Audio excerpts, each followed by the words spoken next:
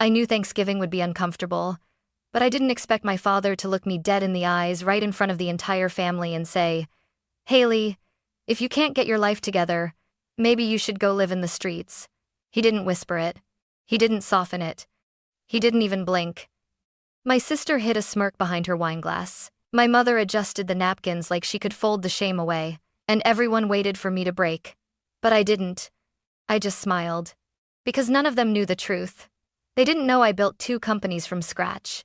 They didn't know I earned $25 million last year. They didn't know I had already stopped needing anything from them long ago. I stood up, smoothed my coat, and walked out of that house quietly. 3 weeks later, they walked into mine. If someone had taken a picture of my family on Thanksgiving, just one single photo, they would have captured everything we wanted the world to believe. A polished dining table, golden candles, autumn garlands draped perfectly, and 5 people smiling like life had never touched them harshly. But pictures lie. And my family lived inside a lie so long they forgot it wasn't real. My name is Hailey Monroe, 31 years old, founder of 2 automation startups, owner of 3 properties, a woman who built her life from nothing but grit and late-night dreams. But to my parents, I was still the girl who never lived up to her potential. The girl they spoke about with sighs, not sentences. My father, Thomas, ruled the household with expectations carved in stone. My mother, Evelyn, upheld them with practiced grace. Together, they crafted a world where everything had to look perfect, even if it meant breaking me to keep the illusion alive. My younger sister, Lily, was the centerpiece of that illusion. Perfect posture, perfect smile, perfect life. If she tripped, they blamed the floor. If I tripped, they blamed me. I lost count of the times I overheard my mother whispering to guests, "Lily is destined for something special." "Hailey? Oh, she's independent. She explores." Explores. As if my entire career was a gap year I refused to end. The truth is, I stopped needing their validation a long time ago. But children, no matter how old, remember the shape of the wounds their parents carve into them. And I remembered mine clearly.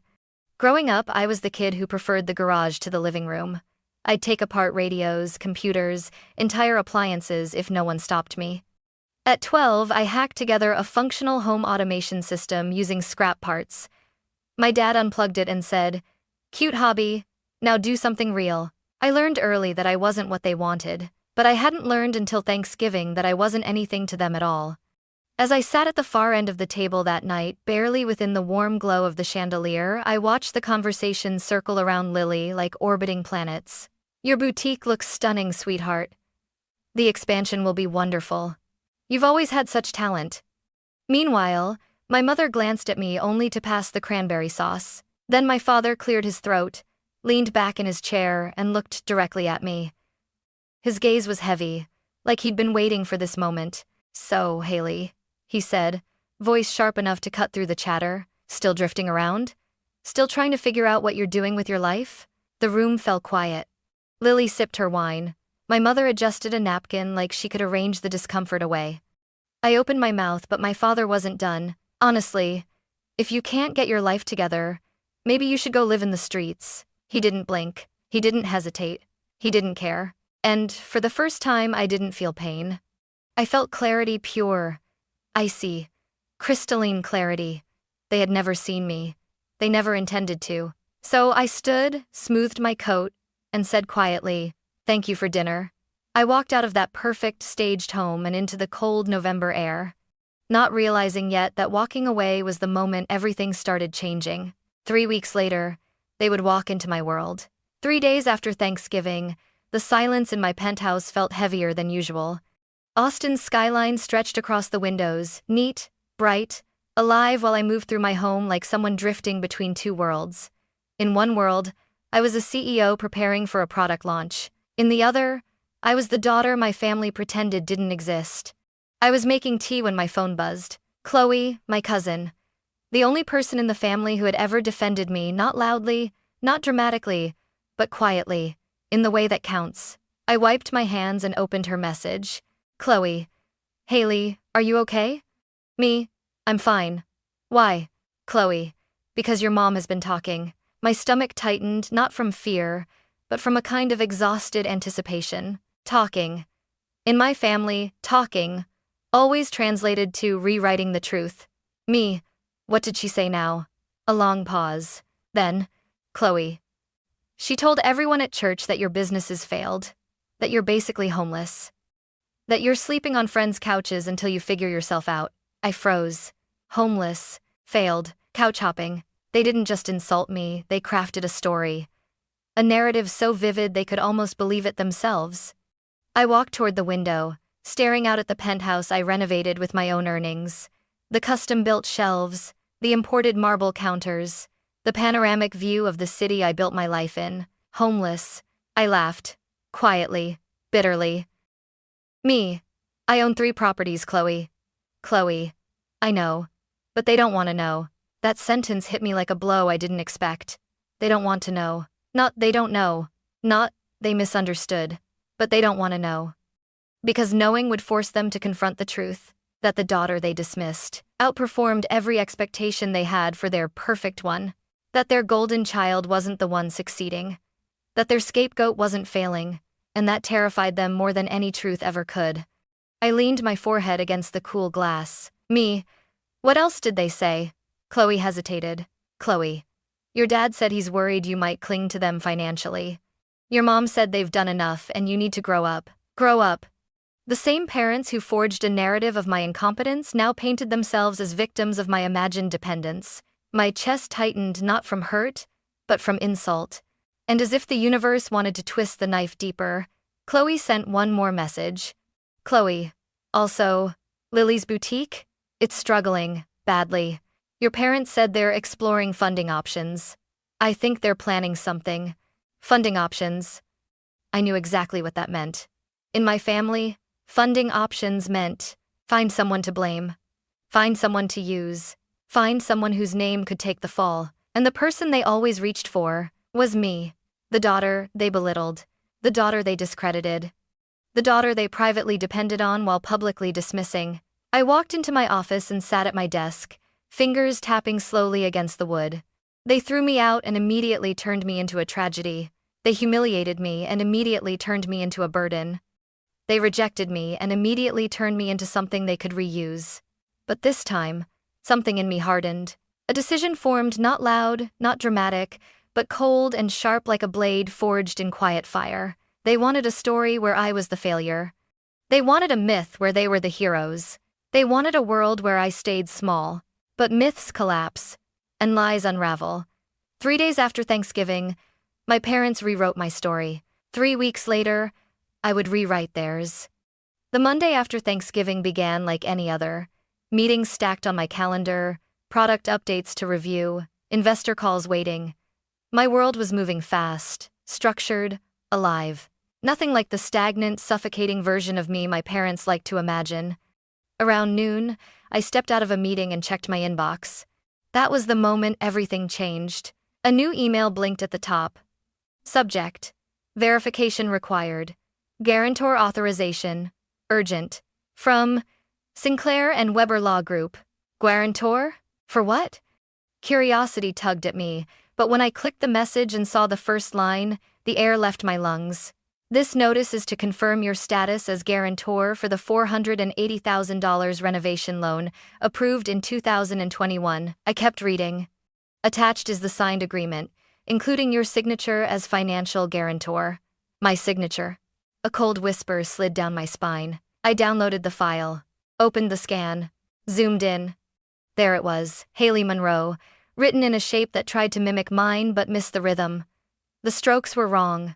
The curve of the Y, the slope of the M. Someone had studied my signature but didn't understand it. They didn't need to understand it. They just needed it to look believable. My hands went numb. It wasn't a mistake. It wasn't miscommunication. It wasn't oversight. It was forgery. By someone who had access to documents with my signature on record. Someone close. Someone who assumed I wouldn't fight back. I stared at the screen, pulse hammering, the taste of betrayal thick on my tongue. My parents wouldn't. Would they? No, actually. Yes. Yes, they would. They would absolutely use my name if it benefited Lily. I scrolled again.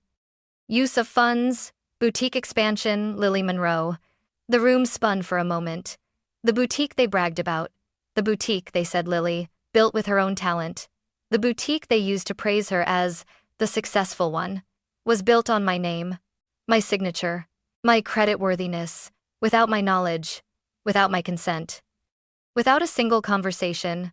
And now the loan was entering risk of default, meaning I would be legally pursued as the guarantor, meaning my assets could be targeted in recovery, meaning they had dragged me into a financial disaster. They architected and shielded Lily from responsibility entirely. I closed my laptop before I threw it. My breath came slow and deliberate. Not shaky, not panicked, controlled. Because this wasn't new. It was simply the first time I had proof. I dialed the number at the bottom of the email. A woman answered politely. I introduced myself. She confirmed the documents. Confirmed the signature on file. Confirmed the outstanding balance. Confirmed the risk of default. Her voice softened when she asked, "Do you believe your signature was used without consent?" A pause. Me, yes. She exhaled like she wasn't surprised. "It happens more often than you'd think," she said. "We'll send over everything you need to dispute it legally, but you should speak to your attorney as soon as possible." I ended the call and immediately dialed Daniel Briggs, my lawyer, the same one who handled my acquisitions and intellectual property filings. He picked up on the second ring. "Daniel. Hailey, you sound not like yourself." "Me. Someone forged my signature on a $480,000 loan." A beat of silence. Sharp, heavy. "Daniel, send me everything, right now." Within 10 minutes, we were on a video call. Documents spread across both our screens. Daniel's brows knit together deeper and deeper as he clicked through each file. "Daniel, this wasn't sloppy. This was deliberate." "Me. I know who did it." "Daniel. Then you know this won't be easy." "Me. I'm not looking for easy." He studied me for a long moment, long enough to see the resolve settling in my eyes. "Daniel, are you prepared to escalate this fully, including criminal implications?" "Me. They've been rewriting my life for years. Now they've tried to write it in my name."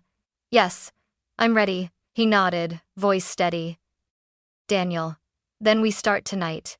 And we did. While my parents were probably telling someone that I was lost or struggling, I was gathering evidence, screenshots, dates, handwriting discrepancies, financial trails. Every truth they buried was clawing its way to the surface. They thought they could use me again. They thought I was still the girl desperate for approval. They thought forging my name would be just another secret they could hide beneath a polished family photo. They had no idea who I had become. And they had no idea that this time, I wasn't walking away quietly. Over the next 2 days, Daniel and I unraveled the truth thread by thread, each discovery tightening something inside my chest. Not grief, not shock, but a quiet, rising determination. The kind that doesn't scream. The kind that sharpens.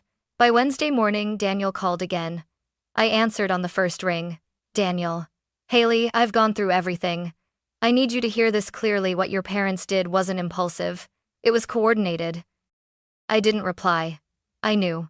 "Daniel, the loan officers believed you had personally attended the signing. They were shown an ID. Someone practiced your signature. Someone rehearsed your mannerisms. This wasn't sloppy. They planned it." I closed my eyes, letting the truth settle not like a wound, but like armor. "Me. What happens now?" There was a long silence on his end. "Daniel, if the loan continues sliding, the lender will look for a financially stable guarantor to assume responsibility.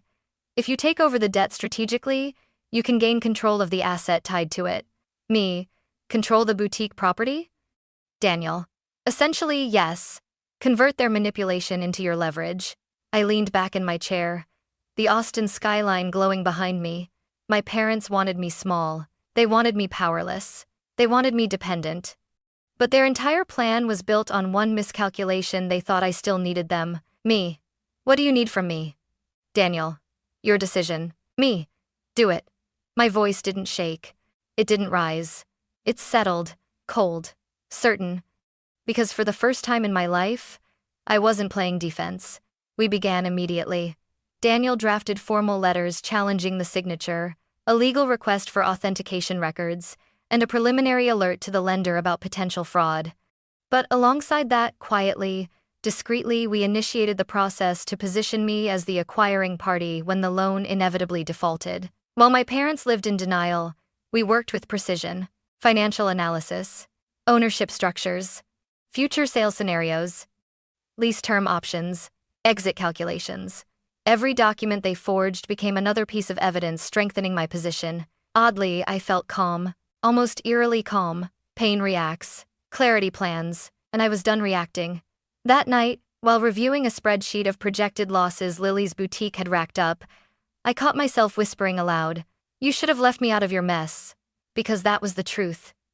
I hadn't asked for this. I hadn't sought revenge.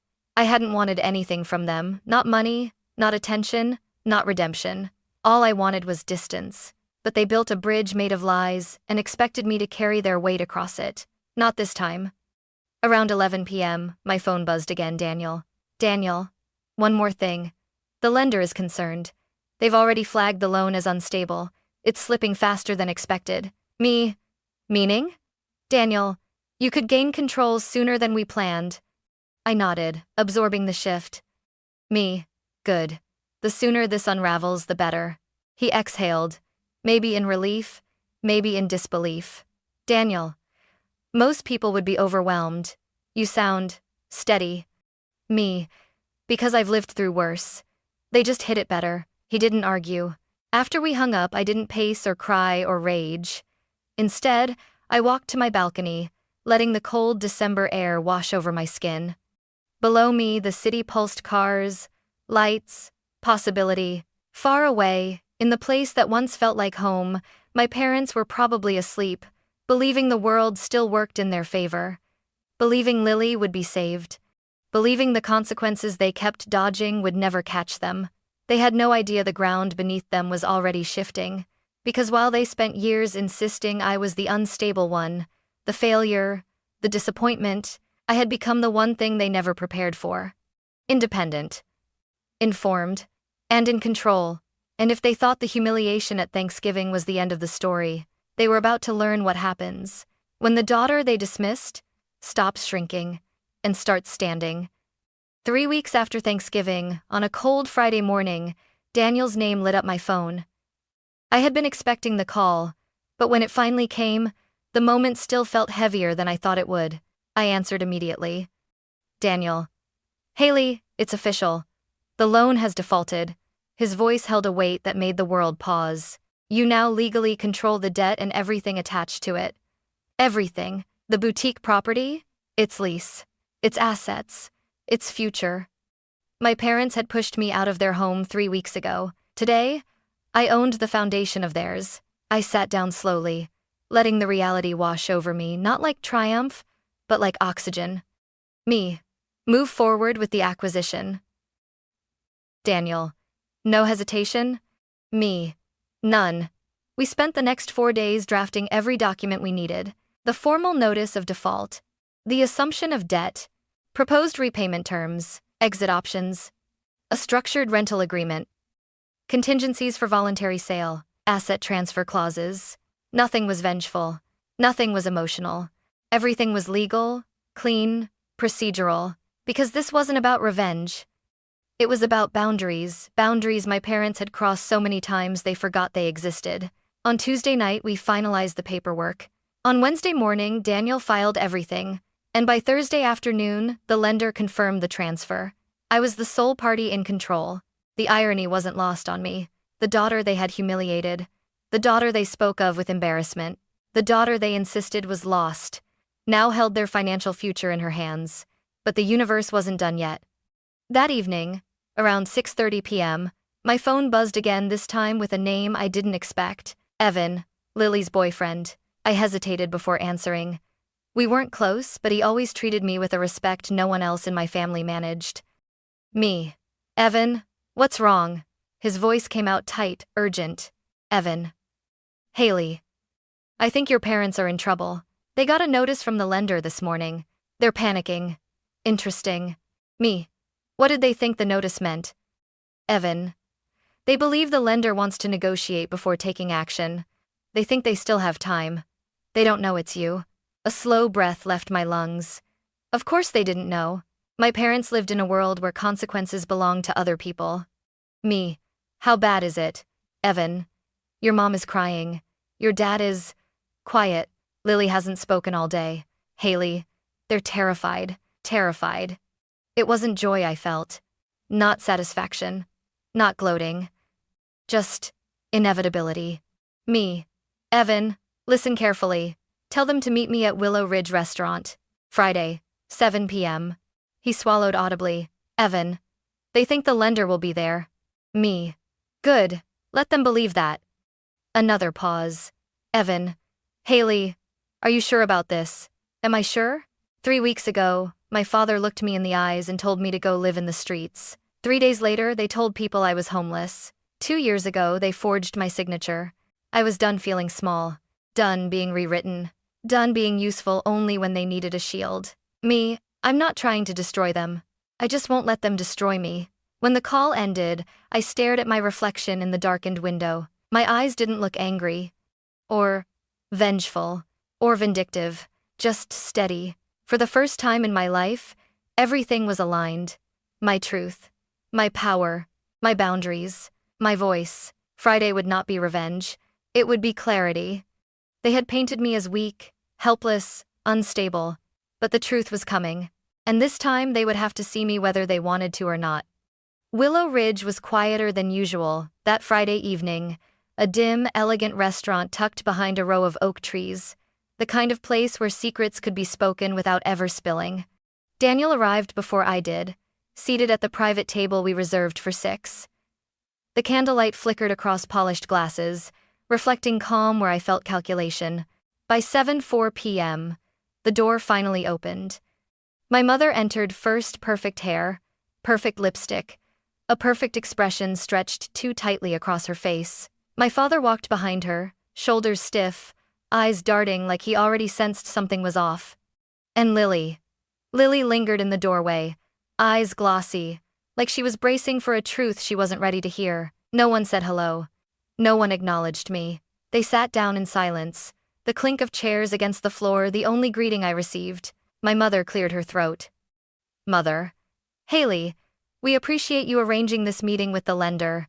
We believe this entire situation is a misunderstanding. Actually, but a bit of lobers. I folded my hands neatly in front of me. Me. Is that so? My father leaned forward, elbows on the table.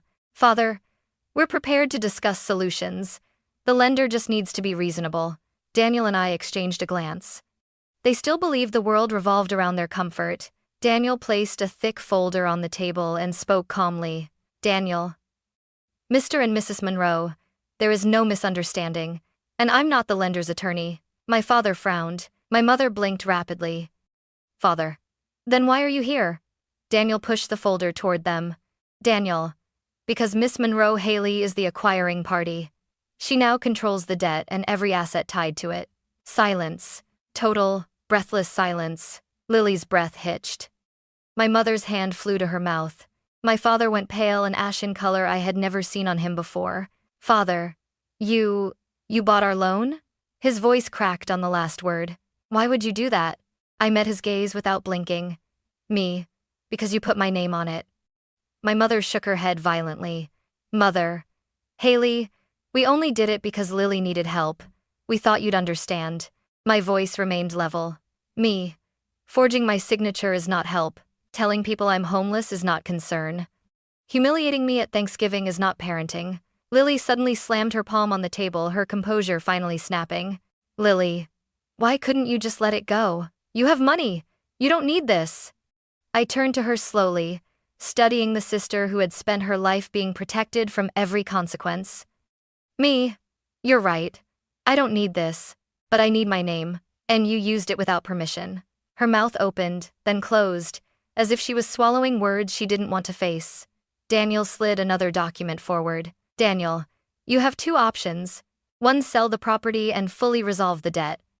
2, Miss Monroe assumes ownership, and you may remain as tenants under a structured rental contract. My father stared at the papers, horrified. Father, we have to rent our own building? Me. It isn't your building. Not anymore. My mother's composure splintered. Tears welled in her eyes, not remorseful tears, but fearful ones. Mother, We're your family. Hailey, how can you do this to us? I leaned forward, voice steady as steel. Me. You taught me exactly how. The night you told me to go live in the streets, the years you pretended I was nothing, and the moment you forged my name because you assumed I'd never fight back. My father swallowed hard, his hands trembling. Father, what do you want from us? Me. Nothing. Not forgiveness. Not apologies. Just accountability. Lily looked at the documents again, eyes wide with disbelief. Lily, you're ruining everything. I shook my head slowly. Me. No. I'm ending what you started. Daniel closed the folder with a soft thud. Daniel, you have 7 days to decide. We recommend you start immediately. No one moved. No one fought. No one argued. The illusion of power they clung to for years had collapsed in a single evening. When they finally stood to leave, they looked smaller, fragile, almost. My mother wouldn't meet my eyes. My father shuffled like he carried the weight of every choice he had made. Lily paused at the doorway, voice trembling. Lily, you could have helped me. I didn't soften. Not anymore. Me. I did. Just not the way you wanted. And as the door closed behind them, I realized something. This wasn't vengeance. This was closure. This was the moment I finally stepped out of the shadow of the family that never saw me and into the life I built for myself. The 7 days that followed were quieter than I expected. No screaming phone calls, no desperate messages, no attempts to twist the narrative. Just silence. Heavy, echoing silence. Daniel forwarded updates each morning. Clinical, cold, precise. Day 2, the Monroes requested additional documents. Day 4, they contacted a financial advisor. Day 5, they attempted to renegotiate with the lender but were rejected. Day 6, they asked about extensions, none were granted. And then, on the 7th day, at 9:12 a.m., the message arrived. They chose to sell the property. I stared at the email for a long moment, absorbing the finality of it. The building they'd poured their pride into? Gone. The boutique they used to parade as Lily's achievement? Lost. The image they'd curated for decades? Fractured. The consequences they avoided for years had finally found them. Daniel called a few minutes later. Daniel. They made the right decision. Selling clears the debt entirely. Your name is formally released from every tie. Me. Good. There was no triumph in my voice. Just steadiness. Daniel. Hailey, are you okay? I exhaled slowly. Me. I'm exactly where I need to be. He didn't push further. He didn't need to. 2 weeks later, Lily's boutique shut its doors for good. The announcement came through an online post, a soft pastel graphic with cursive text. Sometimes chapters close to make room for new beginnings. No mention of the loan. No hint of the forged signature. No sign of accountability. Just a curated ending to match the curated life she'd always lived. But the comments beneath the post told a different story. What happened? Is everything okay? Did the renovation fall through? I heard rumors about financial issues. The facade was cracking. Meanwhile, my parents withdrew from the social world they'd once dominated. No more brunches with church friends. No more holiday galas. No more polished family photos and matching outfits. Instead, they moved quietly into a smaller rental home across town. Not ruined. Not destitute. Just living within the boundaries reality finally enforced. Chloe texted me one afternoon. Chloe. They're different now. Just quiet. Your dad barely speaks. Your mom doesn't talk about the boutique anymore. Me. Are they angry? Chloe. I think they're scared. And maybe ashamed. Me. Ashamed of what they did? Chloe. Ashamed they got caught. I closed my eyes, letting those words settle. No apology was coming. No accountability beyond what the law demanded. No recognition of the damage they caused. And that, strangely, was the moment everything made sense. They hadn't failed as parents by accident. They failed because they believed they were incapable of being wrong. But I was done carrying the weight of their denial. One evening, as winter settled over Austin, I walked along the riverfront alone. The air was crisp, the city lights shimmering on the water. For the first time in a long time, my chest didn't feel tight. I felt free. Not because I won, not because their lives had crumbled, not because the debt was gone, but because I finally understood something I had ignored for years. Healing doesn't come from punishing the people who hurt you. Healing comes from choosing yourself after they do. My family's collapse wasn't my victory. My clarity was. They taught me to silence myself. I learned to speak. They taught me to shrink. I learned to stand. They taught me love was conditional. I learned love doesn't have to be earned. Walking along the water, I whispered into the cold air. You tried to define me. You tried to limit me. But you never knew me. The wind carried the words away, but the truth remained. The story they wrote about me had ended, and the one I was writing for myself was finally beginning. Winter settled slowly over Austin, softening the city's edges with cool air and early sunsets. My life, meanwhile, shifted into a stillness I had never known before. One without the constant background hum of trying to earn approval that was never mine to begin with. Work flourished. My teams thrived. My days filled with clarity instead of second-guessing. Yet the strangest part wasn't the success, it was the silence. A silence that no longer hurt. Some evenings, I'd stand on my balcony with a cup of tea, watching traffic move like a glowing river below. And I'd wonder, did my parents ever think about me? About what they said? About the signature they forged? About the story they told? Maybe they did, maybe they didn't. But their reflection was no longer my responsibility. A month after the confrontation, I received a message from Chloe. Chloe, just checking on you. Heard your parents are adjusting. Me? Adjusting? Chloe, yeah.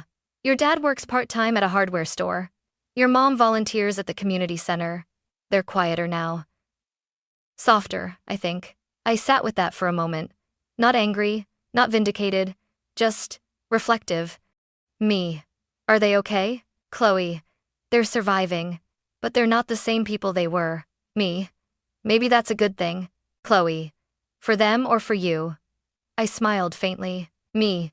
Both. Because growth doesn't always look like success. Sometimes it looks like the collapse of illusion. My parents had spent their lives crafting a picture-perfect narrative, one that erased anything that didn't fit. Losing the boutique, losing the property, downsizing. It didn't destroy them. It humbled them. And humility, even late, is a beginning. But I wasn't waiting for them to change. I wasn't holding space for a reunion I no longer needed. Forgiveness wasn't the goal. Closure wasn't a door they needed to unlock. It was one I needed to walk through alone. I poured myself into things that mattered. I expanded one of my startups into a training program for young women in tech, girls who reminded me of myself at 14, building code in secret, hoping someone would see the spark even if their families didn't. I took weekends off, something I'd never allowed myself before, and visited places I'd always postponed. A cabin in Colorado, a quiet lake outside Dallas, the art museum downtown. I surrounded myself with people who valued truth, kindness, accountability. People who didn't need me to shrink so they could shine. My life wasn't perfect, but it was mine. One night, sitting at my desk writing a proposal for a new AI tool, I paused and looked around my apartment. The plants I kept alive, the paintings I'd collected from local artists, the notes taped to my wall with ideas scribbled in messy cursive, and it hit me. This is the home I built. Not the one I fled, not the one that rejected me, the one I chose. My parents once told people I was homeless. In some ways, I had been, but not in the way they meant. I had been homeless inside their expectations, homeless inside a family that never made room for me, homeless inside a narrative where I could only be small. Now, I had a life with walls I built myself, a door I could close, a space where nothing needed to be proven. I whispered into the quiet, I'm home now. Months passed and I didn't see my parents. Maybe one day I will. Maybe we'll talk. Maybe we won't. Either way, I'm not waiting, because the opposite of rejection isn't acceptance. It's freedom. Freedom to define yourself without apology. Freedom to leave behind stories written by people who never learned your truth. Freedom to walk away and never look back, not in anger but in peace. 3 weeks after Thanksgiving, my parents told me to go live in the streets. 3 months later, I was standing in a home filled with laughter, ambition, and quiet joy, the kind only built by someone who chooses themselves. And for the first time in my life, I wasn't seeking permission. I was choosing peace.